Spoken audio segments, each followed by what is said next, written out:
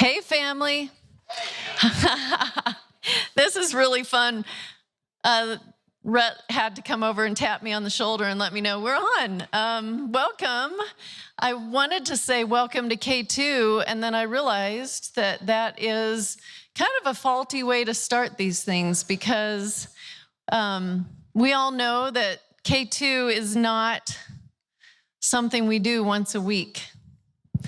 K2, the church, is not a building, which if we've learned anything in the last however 20 years of starting this thing, it has nothing to do with building.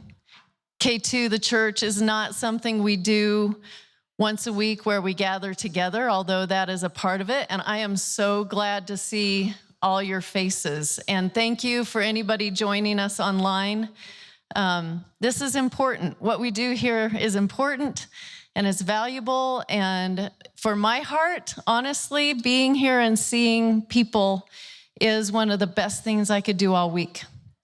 But K2 the church is a lot more than just this 1 hour being together and hearing from a teacher and seeing each other's faces. K2 is a group of people who have basically said, I want to take this journey of faith with you. You are my community. I'm choosing to enjoy God and get to know him in the context of these relationships at this particular time with these people. And that is a very special thing. And because of that, because we're a group of people who are on a faith journey together, there is so much more that happens between us and God than what happens in this 1 hour. And so that's why we've started including in our service a time to celebrate and acknowledge and share with each other some of the things that are happening outside of our gathering on Saturday nights. We call it 167. If you're a guest here and you don't know this, we didn't just choose a random number out of the cosmos.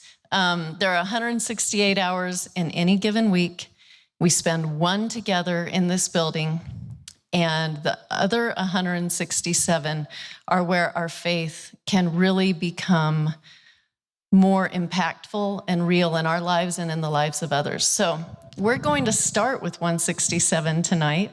Thank you for letting me be up here and I'm not used to this, so I have to get used to it again, because what I want to say to each and every one of you whenever I'm up here is so much more than what I'm capable of saying. And we really want to make sure that this time is as interactive as possible. So we're going to be hearing from a few more people tonight than just me. But before I hand the mic off, I am the woman with the mic, and I'm going to tell you about bingo night, because our team is working so hard for next week to make this happen. So get ready. Next week, after service, October 1st, we're having the Eswatini Bingo Night fundraiser. We did this, I don't know, before COVID, maybe in 2017 for another Eswatini trip, and it was such a fun night. We have 20 people from K2 who are leaving on November 4th to go over to our partnership with the Ekedzeni Care Point in Eswatini, Africa, this little tiny nation that's been known as the nation of orphans because of how much AIDS wiped out an entire generation of parents. And we finally get to go back and serve and love. Our team is working so hard to get ready to teach and to lead and to be just as much able to serve there as we can. Part of that is raising money. Each team member is responsible for raising the funds to cover their plane ticket and their lodging and their food. We're also raising funds to cover projects like hopefully building some things for the new preschool that is there now. But in addition to all the work we're doing for over there, I've just seen the team put so much into this bingo night. So come celebrate with us. Come give whatever donation you want. It's a minimum donation suggested of $5 per bingo card, but directly after the service next week, we'll be in the back lobby, which you go all the way around. It's behind the stage here. And we'll have tables set up. Our own Simile, I think with Derek's help, is going to be making chicken dust and pop. If you don't know what that is, welcome to Eswatini. I think that Karen Scholl is also going to make chakalaka, which makes the pop taste a lot better. And we will have a silent auction. Team members have been making things and getting donations for the silent auction. So there's we'll eat together, we'll play bingo, we'll have a silent auction competition and wrap up by 8:30. You can sign up online on our website or on the app. Sign-ups would be helpful because if you haven't seen the back lobby, you need to know that seating is limited. We can only fit so many people, and we need to know how much chicken to make. So please sign up ahead of time. And there will be, I was just told before the service, a paper outside in the lobby for sign-ups. If you're not a techie person and you'd rather just write your name on the piece of paper the old-fashioned way, we'll have a sign-up sheet in the lobby afterwards. All right, and speaking of back lobby and trying to fit people in, we still are here at Southeast Christian Church more than a year after moving out of our building over at the Fun Dome. And we're still meeting on Saturday nights. And we want to keep everyone kind of updated on where our hearts are, where the leadership is in this process and what's happening. So we've asked Mike Applegarth to come up and give a little update. Cool, thanks. So Dave rung me up earlier this week and he said, hey, could you give a quick building update on Saturday? And I said, sure. And he said, yeah. And then, after you do that, then we can pray for the building. So I was planning to do that, but then Susie came to me in the lobby and there's been a little bit of restructuring. So the pastor told me to pray, but the pastor's wife told me maybe not. So who should I listen to? Yeah, it's going to be Susie. So this will just be a quick update. God is moving. I wish I could stand here and say, hey, we have a building, we have a location, we have a move-in date. I can't say that, but I do know that Jesus knows what's going on. There's been a few opportunities that we're exploring. The owner of the Dead City property, we had some contact with several months back, maybe even more like a year. That person has reached out to us to gauge our interest again. There's been some conversation about how cool it would be to move into a building like that is known as a dead city, and we are going to bring life to it. I personally like that. So we're exploring that opportunity. There's another pastor in the valley that called Dave up out of the blue, somebody that Dave knows but wasn't expecting, and they're kind of in the same boat as us. And this person said, hey, well, what do you guys think about working together on a facility? And so we're going to be exploring that as well. We've looked at just about every opportunity that our realtor has shown us. We've gone through the specs and considered that. Just so far, nothing that really felt like home. And then finally, the owner of the 21st South property, the red box and white box where we used to be, Dave's in a lot of contact with that guy, and there may be some opportunity to go back there and lease some space as well. So this is the time of the service where I was going to pray for our building and ask for your prayers, but I think we're going to leave that to the end when it's much more appropriate and fits into the rest of the service, right? Thanks. Okay, so if you know me, the last thing I would do is say not pray, but I did. We really want to have time to hear another story of somebody, how their faith is being real in their everyday life. And we are in the middle of a series about sharing our faith with the lost, about how we as people can be a people who talk about Jesus with our friends and family in ways that is natural, and helpful for others and effective. We want to be that kind of people. And so we're spending a lot of time in a 4-week series on that. And this person who's going to share with us now, those of you who know him, he and his wife just really, really live a life of impact in the lives of others. And so we've asked JJ to come up and give a little talk. You can play.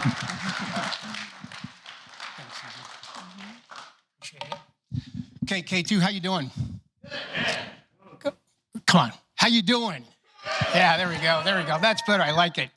So you guys, Dave asked me to share my story. So what I do is I do a devotion, and I started these about 8 years ago. But before I share my story on my devotions, I'd like to pray. Mike, where are you? Mike, I'll take your place for you. Will you guys bow your heads with me so I can pray just for a quick sec? Dear God, just thank you so much for just your presence in this building. Thank you for your just this congregation that's here together with us. I pray for Mike as he shares his word tonight, that he can just touch our hearts and we can just leave here different and change people. God, we're just so thankful for your grace, forgiveness, love, peace, joy, presence, and mainly, obviously, the death of cross on the Christ on our behalf. We are so grateful, and we just thank you in your son's name. Amen. Thank you, guys. Okay, so Dave asked me to share my story. About, 7, 8 years ago, I started doing these devotions every morning with Julie, my wife, and we started doing them every day. And about 2 years ago, Dave Nelson, Bill Green, and Kevin Lathrop and I started doing a small group. Well, we started doing these devotions together or sending them to each other. And we started, for those of you that don't know what SOAP is, SOAP stands for Scripture, Observation, Application, and Prayer. So we took that format and we started doing these SOAPs every morning and sending them to each other. It was kind of cool. So I do the devotion, send the SOAP out. Well, then I started sending them to my family and friends. Well, it kind of blew up. The word got out that I was doing these, and all of a sudden, it's grown to about 70 people. So I'm sending these devotions almost every morning to 70 people. And what's interesting is I don't send a group text. I actually send them individually to every person. So I send them to Dave, Bill, and Kevin, and then I forward 70 times to all these people. To give you an idea of the mix of people they're going to, I wanted to give you a little breakout of who they go to. So about 18 members are family or extended family. 45 are Christians, about 12 to 15 are actually LDS, and about 5 to 7, I think, are non-believers or atheists. So it's a good group of people that I send them to. And the reason I send them individually, you guys, the responses I'm getting are incredible. I mean, talking about God working. So I send them individually because I know people will respond back. If I do it on a group, people won't respond. So people started responding, and I want to read a couple of the responses, just a couple of them. I get a lot of them, but I want to read these to you guys just to see the impact this is having. If I get emotional, I'm sorry, because I've done this a few times. I can't get through it without it. JJ, my wife's cancer test came back cancer-free.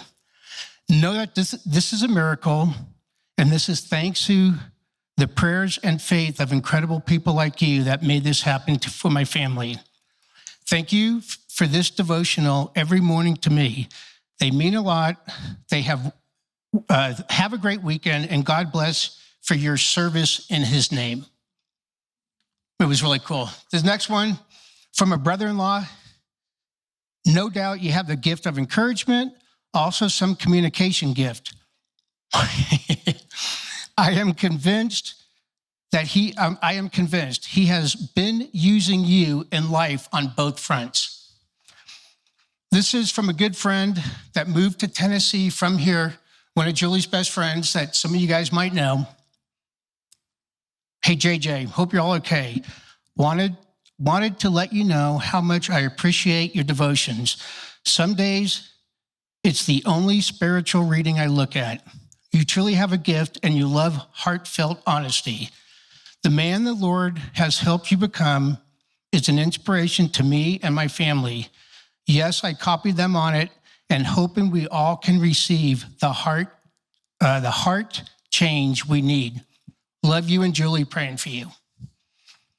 The last one, you guys. This is from a good friend of mine who is going through some tough times. So simple. I sent him a devotion one morning. He said, hey, JJ, this is all I needed today, bro. Thanks. So, you guys, it's been really cool doing these. You notice I've said I a lot since I've been talking up here. Really interesting. 3 days in a row when I was doing these, I was like, God, I'm getting pretty good at this. This is cool. I like this. I'm good at this. God kind of slapped me in the face. He literally said, it's not about you. It's about me working for you to reach these people. He had 3 people, 3 days in a row, 1, 2, 3, text me and say, JJ, I don't really like these. Take me off your list. So I realized that it wasn't me. It was God working through me. And it did it. Talking about if God wants to humble us, he certainly can. And he did. Made me realize I'm just a vessel. He's working through me to reach these people. And since then, they've meant a lot more to me. So it's been really cool. I'm going to continue to do these. If that list goes from 70 to 150, I'll forward it 150 every morning. I'll do it. It's been awesome. The last thing I want to do, you guys, I want to read a text. So it came in today. So Julie's, you guys, just so you know, Julie's best friend died of cancer a year ago tomorrow. One of our best friends. Her husband is spreading her ashes on the Oregon coast today. And this is the text I got from him literally 2 hours before I got here. Thanks so much, JJ. I truly believe that. I remember the peace that you and Julie gave Mel when you shared your strength and your faith. You both are so special to me and to Mel. As you reflect often in your devotions, it's really the simple things in life that matter.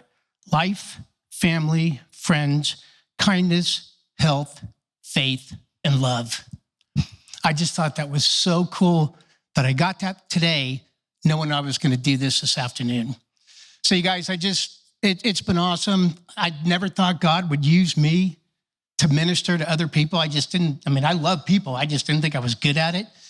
And then all of a sudden he's been doing this and it's been so fun, and I'm going to continue it as long as I can. Thanks, you guys. Thanks for letting me share that.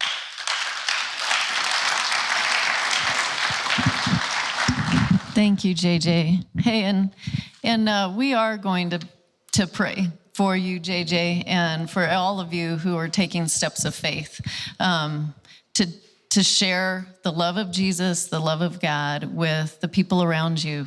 And in light of that, next, 2 weeks from now, 3 weeks from now, October 15th, and October 22nd, the week following that, after the service on Saturday nights, when we're finished with this whole series on sharing your faith, Derek is going to offer classes right after the service here in the building for those of you who just want some help getting better at talking about Jesus and sharing your faith with others. It's so hard. I got up here a few weeks ago and shared how hard it is for me to have spiritual conversations with my brothers.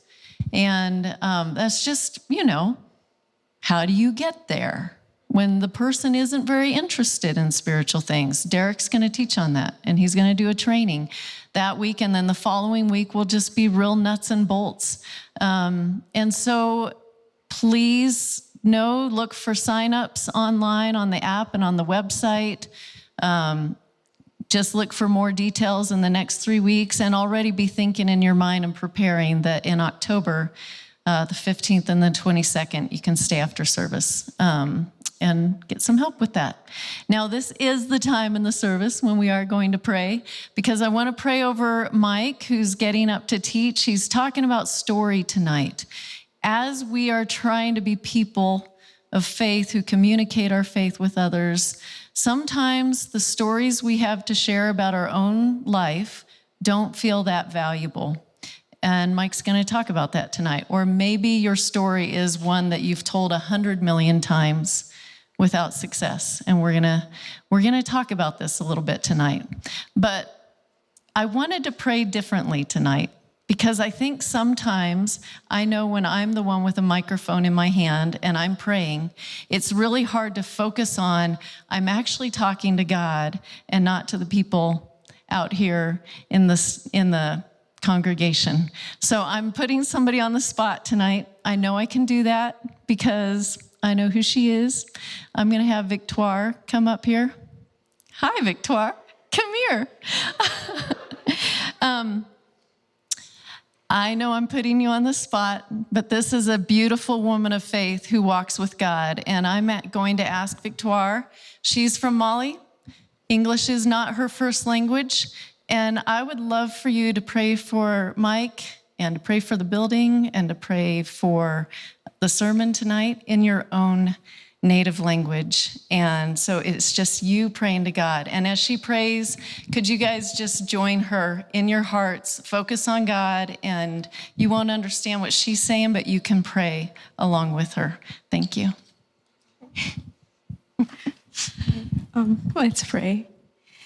Père, nous te disons merci pour l'opportunité que tu nous donnes d'être là ce soir en ta présence. Merci de nous avoir amenés ici.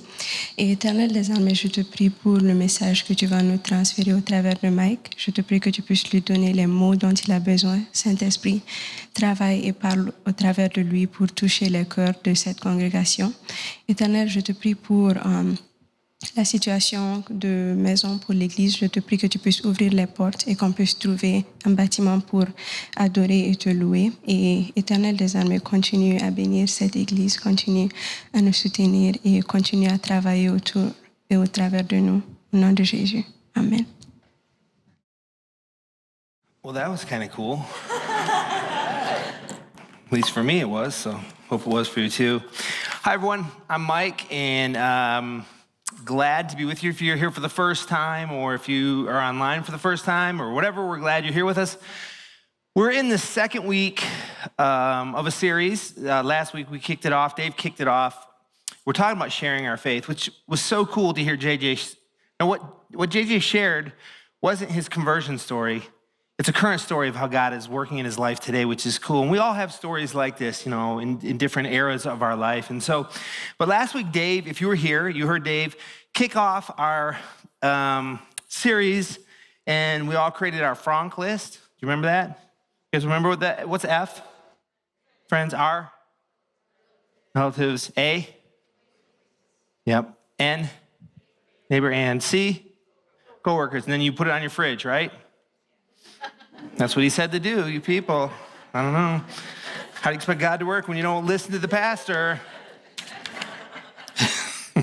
Anyway, and it was kind of an interactive thing, sort of like filling in some blanks and some cues. We're going to continue today to be interactive. Now, you may have noticed we don't have any instruments up here. That's because there's not going to be music today. Okay? I was hoping for more sadness, but that's just my own issue. I'll work it out. Anyway, we're not going to be, because we're going to do something really kind of fun and interactive. In just a few minutes when I'm done, I'm going to have, Jason Dunn's going to come up here and guide you through, in a similar fashion, how to actually craft a story. And we're going to be talking about stories today and how to craft your story in such a way. And story is cool because it's one of the foundational pillars of communication. I don't know if you think about this, but it literally is one of the foundational pillars of communication. When you're very, very little, you love to climb up on your mom's lap or your grandpa's lap and have them read stories to you. right? And then one of my fondest memories of elementary school was story time, where the teacher would sit and we'd sit on the carpet and they'd read stories. But it doesn't stop when you're just a child. When Susie and I go on vacation, we always stream or we check out audiobooks and we listen to the books as we're traveling to pass the time. And our daily life kind of reflects the value of story. When Susie gets home, let me tell you what doesn't happen. Okay, this does not happen. I say, hi, well, this part does. Hi, Susie, tell me about your day. That part happens. What doesn't happen is this. Well, Mike, I got in my car and I drove to my workplace, which is an elementary school building. I went to my assigned workspace, which is a classroom. It was decorated appropriately for their age to enhance the learning environment. I interacted with all the students. They showed varying degrees of mastery across the curriculum. I talked to the principal twice, 14 different parents. Got back in the car and came home. How was your day? That's not what happens. What happens is she tells me the stories about all those individual interactions. And what happens is I understand not only what happened in her day, but how it affected her, right? Because story is more than just exchanging information. And then if you're all like me, after dinner, we often will go to a movie or we'll turn on Netflix or Hulu or whatever, and we watch stories unfold. And what's interesting is as you're watching these stories, you're not, again, just getting information, you're emotionally responding. How many of you guys saw Making a Murderer when it was like big? Okay, 6 of you will get this then. So, ready to pick the winner example. Anyway, it's a documentary about this guy who goes to jail. Anyway, you don't really need to know the story, but as we're watching this, and this is a long documentary, as we're watching this, it's like 1 o'clock in the morning. I can't stop watching it because I'm so excited. I'm literally, and Susie is too, we're yelling at the TV, you can't do that, it's illegal. Because it's more than an information exchange, it's an emotional exchange. And there's a new one out, Sins of My Mother, I recommend it.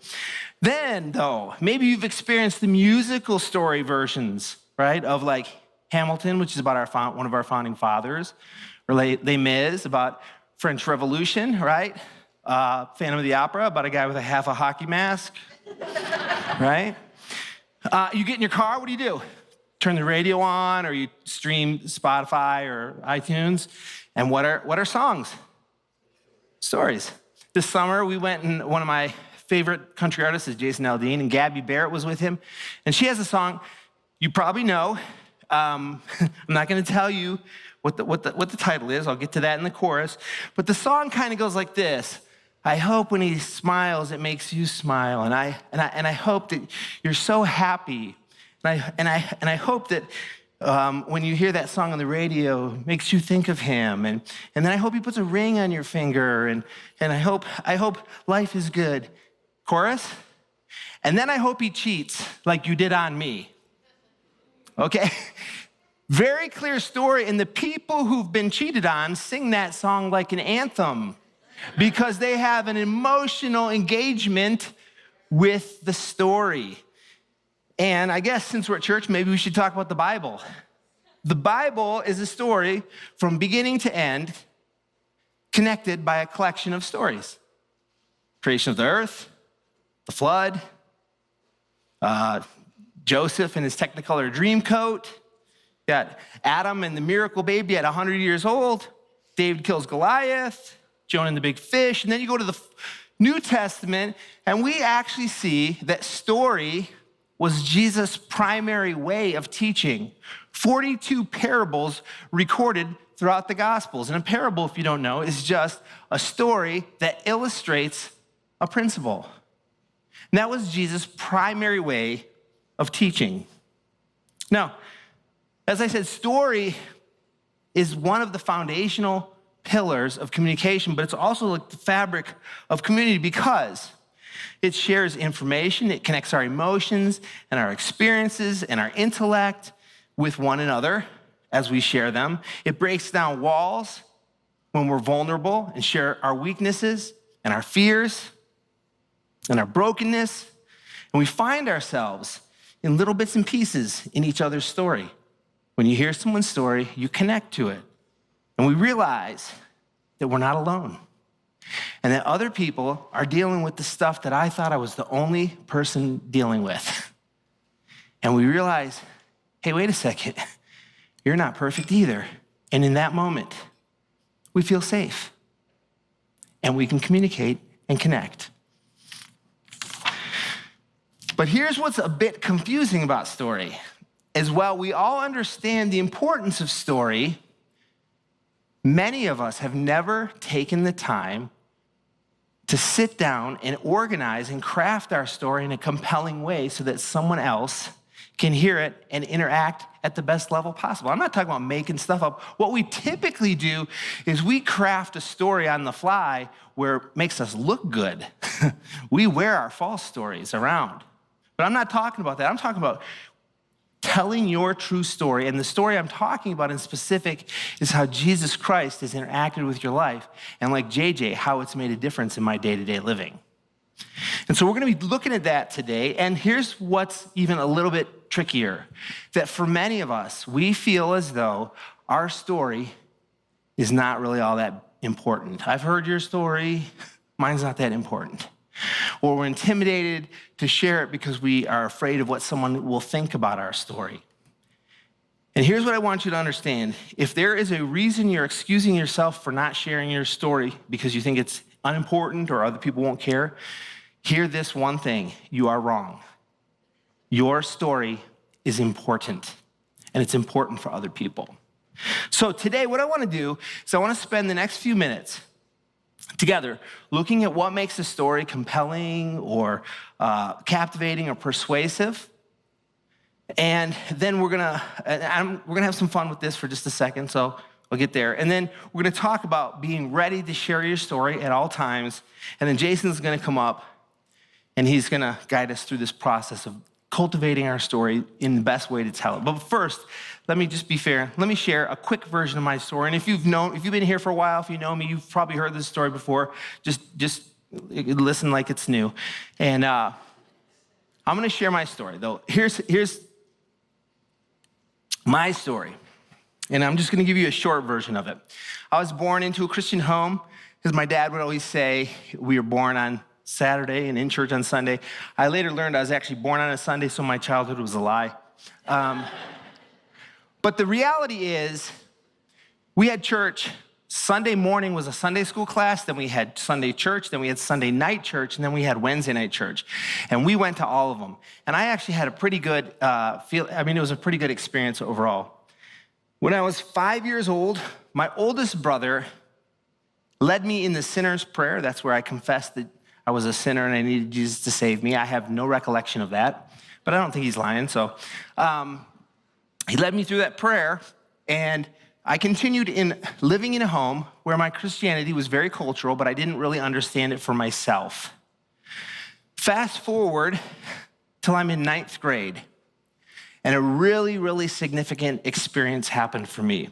Chuck Holmbaum was my Sunday school teacher in 9th grade, and it was the week before Easter, and he began talking about the crucifixion of Jesus Christ. And he went into great detail talking about how Jesus was beaten and whipped, and how he had to wear the thorns, and they spit on him, and they mocked him. And as he's sharing this story in front of the 9th grade class, he begins to weep. And we're all sitting there, and I'm like, oh boy, this is kind of bad. But what hit me in that moment, like a light bulb going off, was like, wait, hold on one second. Why is it that Chuck and I claim to believe the same thing, but I don't really care about Jesus' death like he does? And this became a recurring theme in my life. And the recurring theme was this: I lived sort of a FOMO approach. If you're over 45, that means fear of missing out. I had a FOMO script going on in my head. And so the FOMO came because I was not fully committed to one way of living. I was a good kid. I wasn't like crazy or doing all kinds of nutty stuff, but I kind of lived with one foot doing whatever I wanted and one foot kind of in church world. And I realized something, and it was this: had an ongoing FOMO, and I was always missing out because I wouldn't commit fully to something. And in that moment, when I realized that Chuck had a different faith than me, I said, that's what I want. And I committed my life to seeking him, and I found a true guidepost. And the most interesting thing is I no longer had as big an issue with FOMO because I didn't care about what I wasn't doing. I was living into something, and I had a guidepost that was God's word, the Holy Spirit, and prayer. And my life became different. Now, I still struggle with stuff. I still have bills to pay. My things break. There are days when I am not my best version of a dad. There are also days when my kids are not the best version of the kids either, but it's mostly me, I'm sure. Anyway, I'm not perfect. I don't live it out perfectly, but at least I'm living in a direction towards something, not away from something, not afraid of what I'm missing. And you may hear that story and you say, well, that's nothing like mine. Or you might say, I hear pieces of it, or it's just like mine. However you hear this story, here's what I hope. I hope you can hear that I'm human like you. And I hope you hear that I'm a safe place to share your story. Because when we're vulnerable, we create safe places where we can all be honest with each other, which is why it's the fabric of community. So, telling our story is the process of sharing the journey we're on and inviting others in to interact with it. So, I want to take just a few minutes here. I want to push a big giant pause button. That's my story. I hope you're convinced in the value of story. But I want to help you understand something. There's this thing, it's called the hero's journey. How many of you know what the hero's journey is? All right? A handful of you. The hero's journey is a template that's used to tell stories when they're making films. It's an actual template. There's 12 parts of this process. And what I want to do is I want to look at this hero's journey, and I'm going to explain each of the 12 parts really quickly. And I'm going to lay a movie across this and kind of demonstrate what those 12 parts are. The reason I want to show you these 12 pieces is because as we're talking about this, I would love for you to think about your own life and think about how these 12 pieces, or some of these 12 pieces, have shown up in your story.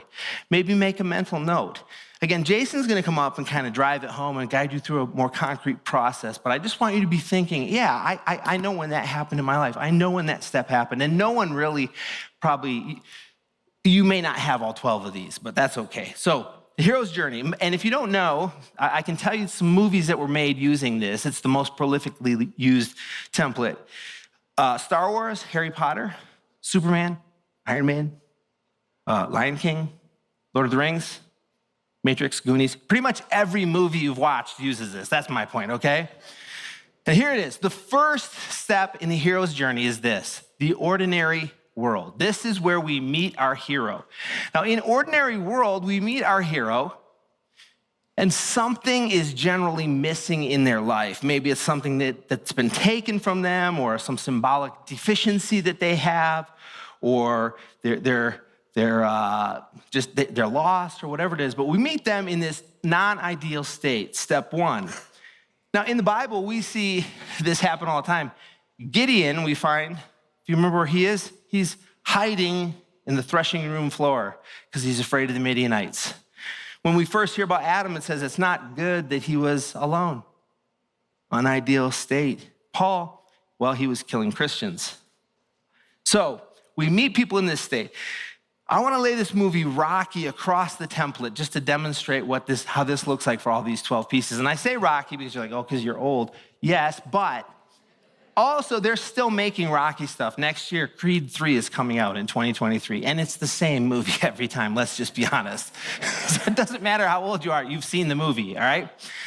All right.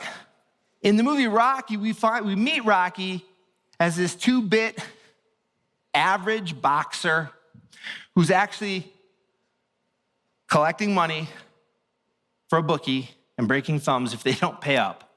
He's got no friends to speak of. He's got no love interest. And the manager at the gym he works out just took his locker away from him, which is a big deal for him. That's step one, the ordinary world. But in the hero's journey, there's a call to adventure. And the call to adventure is pretty significant because this sets the course for our hero. This is the goal of the hero, right? And you see this too throughout Scripture. And we oftentimes, in movies, this will look like a blunder. Like accidentally, this guy gets this accidental invitation to do something that there's no way he can do. Or it could be deliberate. We see Moses, right, is called to lead the people. David was the anointed king, but the problem is there is already a king. Again, Gideon's got to fight the Midianites. In Rocky, Apollo Creed, the heavyweight champion of the world, decides to make a big fight and make it interesting by allowing some no-name guy a chance at the title because America is the land of opportunity. So he's going to let the Italian stallion, the immigrant, fight him. That's the opportunity. But as soon as the call to adventure happens, the next step occurs. That's the refusal of the call. Well, that's when our often reluctant hero has to decide, do I want to take this adventure or not? Do I have what it takes? Am I willing to go and do all this stuff? And Moses, remember? Moses, lead my people. I can't speak.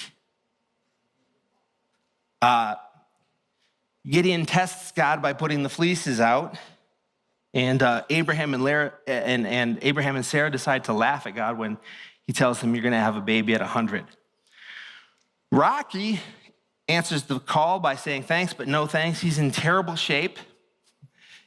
He's got no manager, and he just lost his locker in the gym. So he tells him no. But enter the mentor. And we all know in Rocky, the mentor is, who knows? Come on.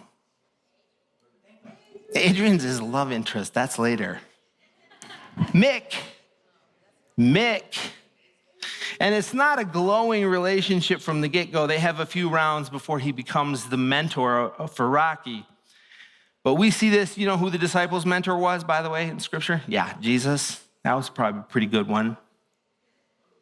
But this meeting the mentor is going to come and train you, but you got to do this on your own. I'm not going to do it with you. So they're going to drop off the scene in a little bit. And then the crossing into the threshold. This is where the adventure finally begins. They've made the decision. They're going forward. They receive the training from the person and they step over the threshold. And this is often a sketchy place to be. They're committed to the task and they enter this special world where the rules kind of become different. David, you remember, steps forward to face Goliath. New world. Gideon gathers his warriors. In Rocky, he fully takes on the adventure when he crosses the threshold. And this is what's interesting because we're going to find out Rocky's battle is not what we think it is. His first step into the adventure is when he asks Adrian out on a date. That's his first crossing over into the threshold. The next is we find out our tests, our allies, and our enemies. And in this special place, you have to do things differently if you want a different result, right? And so he finds in the test allies and enemies, you find out who's against you, you find out who's on your side, who's going to be with you, and you find out what the new rules are for engagement. Rocky continues to try and win over Adrian, but he makes good friends with Paulie, the brother of Adrian. And what's interesting about Paulie, if you can remember this, Paulie invites him into his meat locker where he gets to beat up sides of beef. And that becomes a big news article. And then the meat place provides his robe for the fight that night. It was one of his allies. Step 7, you approach the innermost cave.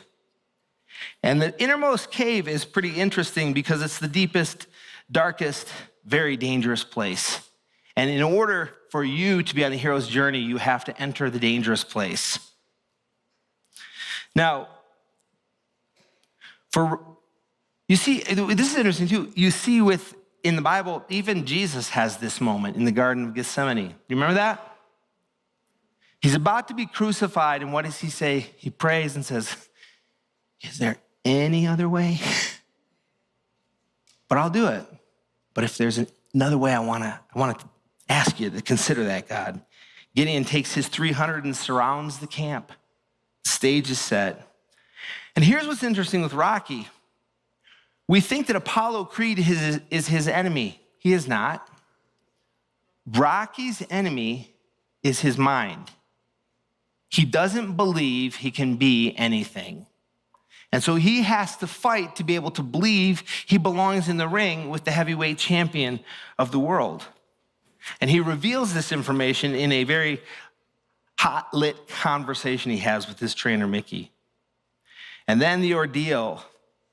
The ordeal is his biggest test yet. This is where the hero faces a life or death moment. Am I going to go forward at risk of dying, or am I going to turn back and go back to my old world? For Gideon, he breaks the jars. Remember, holds the candles up, breaks the jars, and then says, for God and Israel. Bear in mind, he had 300 men facing 135,000 people. Odds weren't great. For Rocky, this starts the training montage at the beginning of Rocky's ordeal, where he pushes through it until he ascends the stairs, right? Remember him dancing around at the top of the stairs? He realizes in his own mind, I can do this. And then, step 9, reward or seizing the sword. And after surviving, the hero takes possession of whatever it is he set off on his quest on. And that can be a physical thing, it can be a love interest, it can be a token, it can be all kinds of stuff. But he finally gets the quest that the reward that he's looking for. The disciples had newfound boldness. For Rocky, his reward is the return of his faith to himself. He finally knows, I can do this. And he has a scene at the end where he's talking to Adrian at night. He'd gone to the ring, and he comes back and says, Adrian, I can't beat him. And she says, well, why not? And he said, I don't know, but it doesn't matter. I just want to go the distance because no one's gone the distance, and I can do that. So he has this victory in his hands. Step 10 is the road back. Now that he's got the possession, he's got to head back to the ordinary world. He's not out of danger yet. For Moses, it's wandering in the wilderness before they hit the promised land. For the disciples, they have to go into a hostile world that doesn't really want to hear the good news. But Rocky, on New Year's Day, the fight between Rocky and Creed is held, and Rocky realizes in the challenge that they're equally matched, and this is not going to be a fun fight. Number 11, is the resurrection, and this is the final test, rebirth of the hero, and it's the miraculous transformation moment. Rocky's knocked down many times, but every time he gets up, and what's interesting is there's a scene where he gets knocked down, and Apollo Creed finally feels like he's beaten him. But Rocky gets up one more time, and Creed looks down like, he's experiencing his own defeat. Fight goes 15 rounds. Both of the guys are pushed to the brink of exhaustion. And then the final step is return with the elixir. And this is an interesting step because once you've conquered your hero's journey, you have to take the elixir back to the ordinary world, and the ordinary world should change, right? If you've done this whole quest and you head back and the world doesn't change, then it was just an exercise in stupidity and high risk. And this is where it's really interesting when you think about your own life and your faith walk and sharing your story and how Jesus Christ intersects. Because if you've received Jesus into your life and you're heading into your world and it's making very little difference, much like mine before Chuck, then maybe I don't have the elixir I thought I had. Or maybe I need to retake the journey. And in our story, if we desire the hero's journey in our lives, we have to identify what's missing in our life. We have to face dangerous things that we're not sure we can do. We're going to have to find our allies and our mentors, and we're going to admit our shortcomings. But these are the parts of the story for each of us as we're cultivating and crafting the story that we're going to share about how Jesus changed the way we live that we should consider. So, that's the hero's journey, and maybe you have pieces of that in your life. I want you to think about that, but here's what I want to share with you just in the closing minutes here. I want to talk about being prepared to share your story. And I want to look at 1 Peter 3:15. And it says that, well, let me just tell you the first point is this, that your story is important. I started with this. And it's easy to discredit your story, but I'll tell you this. When it's probably, I don't know, maybe 2 years after K2 had started, I got invited to go down to Orlando, Florida with a group of like 15 people. I didn't know any of them. And we were just, and it was a weekend. And what we were going to do over that weekend, we were going to sit around and talk. That was the whole thing. Like, okay, I'll go because it's Orlando, I guess. But so I went, and all these people were in similar roles to what my role was at K2. And the first thing that the person led us through was sharing our story. So a couple people went and they shared their stories, and they were really, really dynamic. They had great stories. So he said, Mike, why don't you share your story? And I'm like, well, okay. I don't really have a great story like you guys. I shared my story similar to the one I just shared at the beginning of the message. And someone said, Mike, I want you to hear me say something to you. Don't ever discredit your story again. Your story is the story of Jesus Christ working in your life. And that is as dynamic as any story in the world. And I want to say the same thing to you. You may have a crazy past or you may have a boring past. None of that matters. You sharing your story in honesty is very important. Look what 1 Peter 3:15 tells us.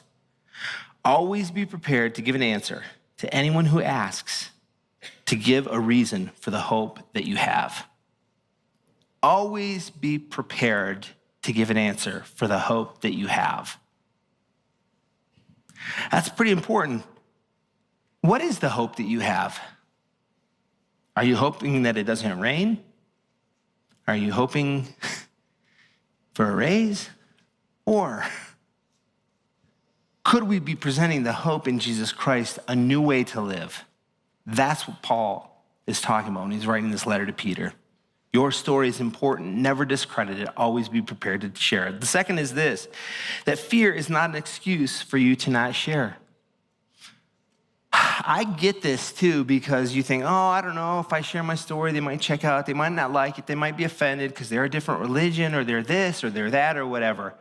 I don't think you should think about any of that stuff. If the opportunity for you to share your story comes up, you should share it with boldness.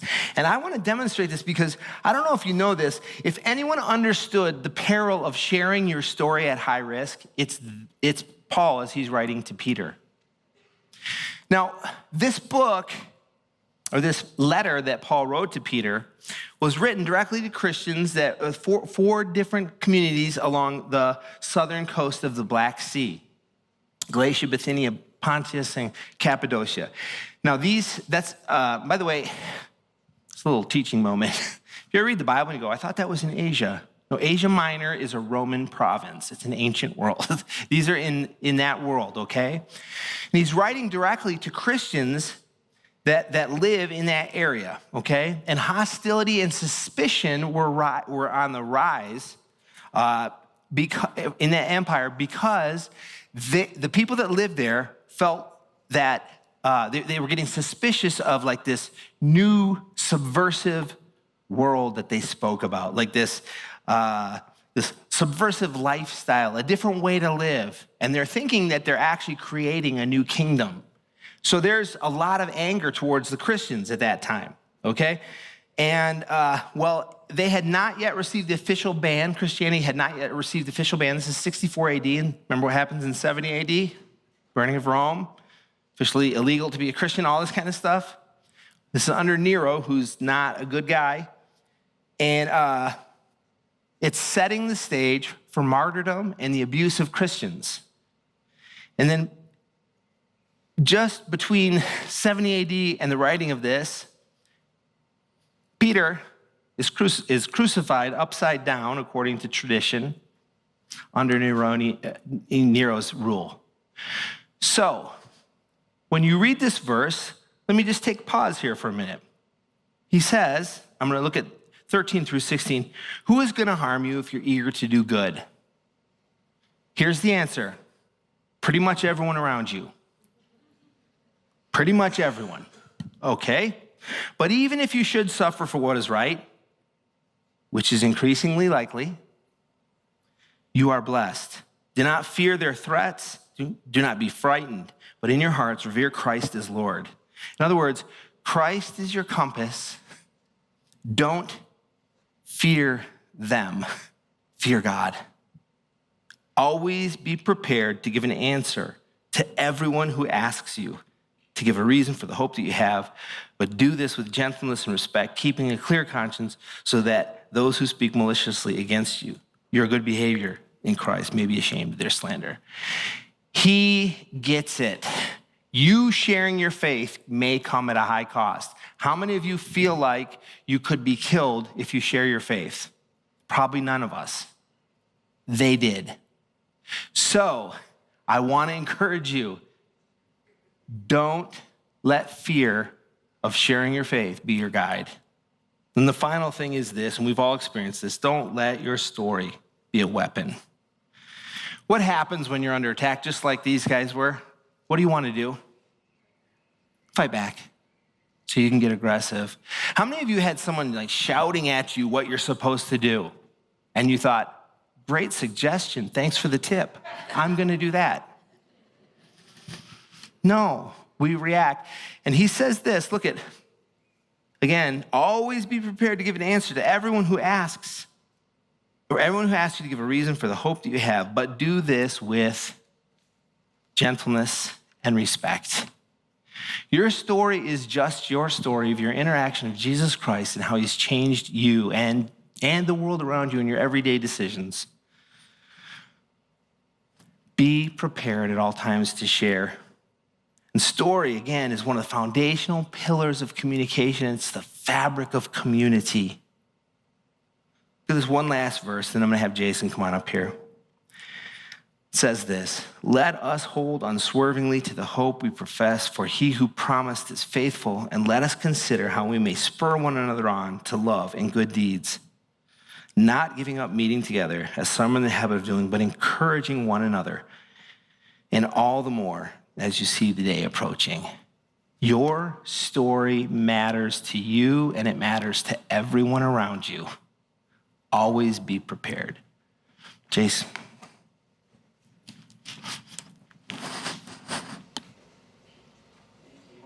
If you don't have one of these forms, raise your hand. The ushers will come down and give you one. Get something to write with. This last bit we're going to do, 10 minutes, 15 minutes, will be super practical. And we want you to be able to write and fill in some pieces of your story. So keep that hand up. By the way, full disclosure, I begged Rut and Dave to be able to put on the Rocky sweatsuit, run up the stairs to the music of Rocky, and at the top do some shadow boxing, dun-dun, and they rejected my proposal. So they're off my Christmas card list. That's it. It's not happening. All right. Like I said, super practical here. What we want to do is just give you some pointers, some help, some tips on how to construct your story tonight, okay? And as we get going on that, obviously we want to start with, hey, what's the purpose of doing this? What's the purpose of telling your story? And that's really clear, okay? Our purpose when we want to share our story is really to showcase, okay, to spotlight the love and power of God in our lives. Let them know what we've received. Let them know how we've been transformed. We want to offer them a chance to say, hey, this is what's happened to me. This could happen to you, and give some inspiration for them to be pursuing that same route. So that's why we're doing it. So just keep that in mind as we go through the whole night tonight. That's really our purpose and why we'd be telling our story. And then I'm going to break. Mike gave us kind of these 12 pieces of the hero's journey. We're going to break these into 3 acts. Okay, just visualize this in 3 pieces tonight. Okay, the before, the during, and the after of your journey. Okay, before, during, and after. 3-part story. And even as we start talking about it, I'm going to give you some questions to be thinking about. Okay, what happened to me before, during, and after? Just to ping your thoughts, to challenge your mind on what happened to me, and we're going to write that down. And then also, just for reference here, Paul actually gives his testimony in Acts 26. He gives it to King Agrippa, and he does that same thing in just a few short verses, his before, during, and after. So I'm going to reference Paul here as we do that, just to give you an example to go back to in the Bible. So let's think about this part 1 of your journey, the before. Here's some questions to get your mind thinking, and you don't have to answer all these, but interact with these and engage with them to see what happened to me, okay? What was your life like before God stepped in and saved you, before he changed you? 2, what was wrong with your heart? What was going on in there deep down in terms of the center of your emotions? How did you feel? Were you hopeless, selfish, guilty, angry? And 3, what was like the major way your life wasn't working? Okay? What was the problem statement of your life?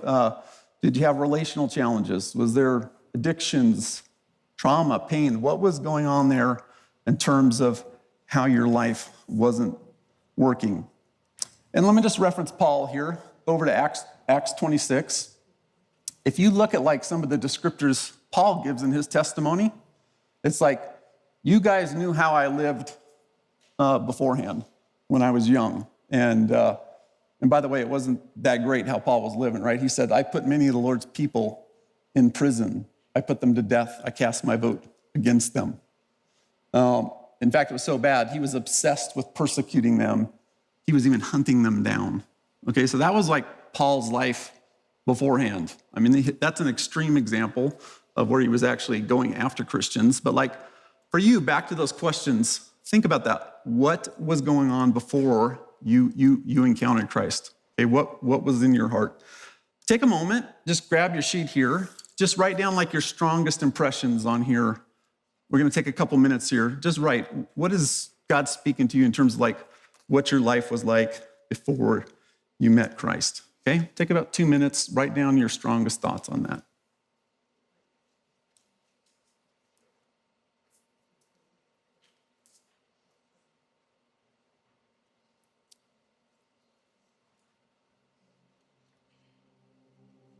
By the way, some of you are on your spiritual journey. You may have not reached that point where you've made some decision to give Christ your life.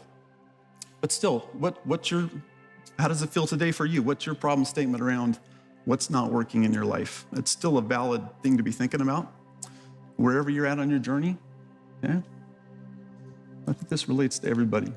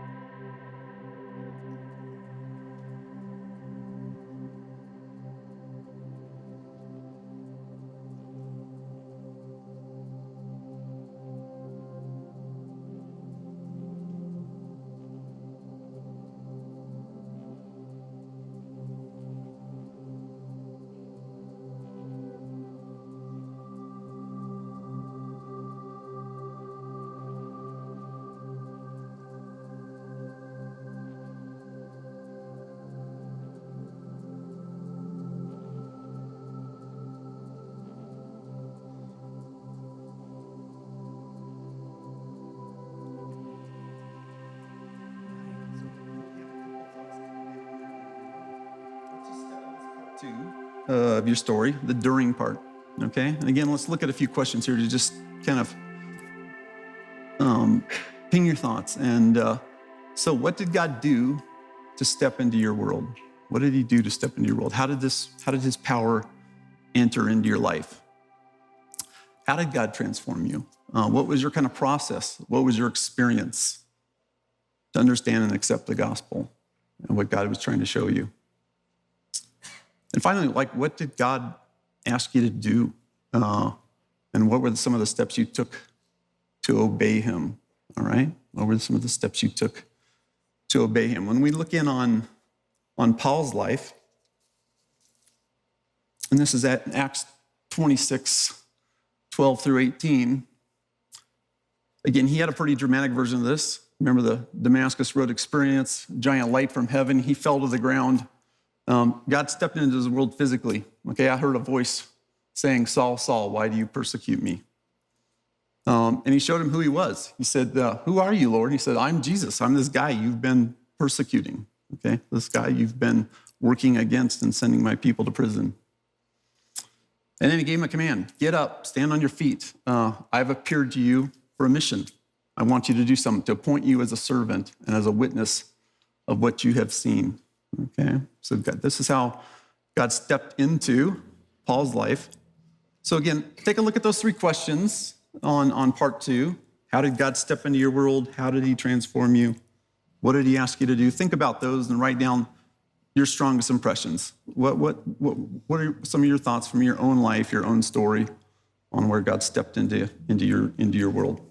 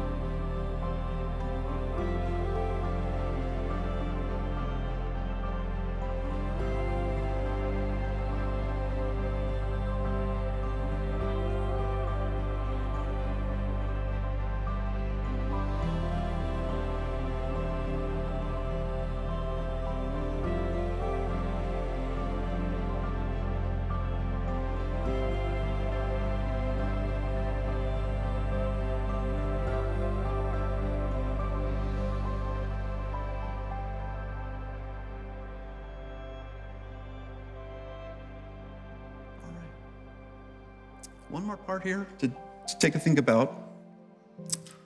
So part 3, we've done the before, the during, and now the after. So again, let's look at some questions. After, what has happened since God showed up? What's different in your life now? Okay, what's changed? Particularly, how has your heart changed? Maybe even how has your behavior changed?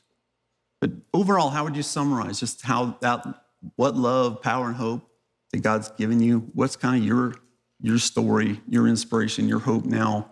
You've had this interaction with Jesus. And for Paul, it was super powerful. Looking over to Acts 26 again, looking at verses 19 through 23, Paul obeyed, and his life was just radically different, okay? He was not disobedient to this vision that came to him from heaven. And instead of persecuting, now he's out preaching. Again, he was appointed to take this gospel to the Gentile world. I preached that they should repent and turn to God.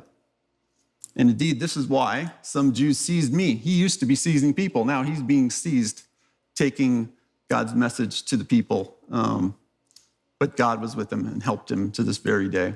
Okay, so that was kind of Paul's story of transformation that occurred, really going from one extreme to another. So again, let's think about that after story for yourself and write down, again, some of the strongest impressions God's given you. Talk to him if you need help in terms of what, Lord, did you do for me that really stands out for you. Well, let's write down.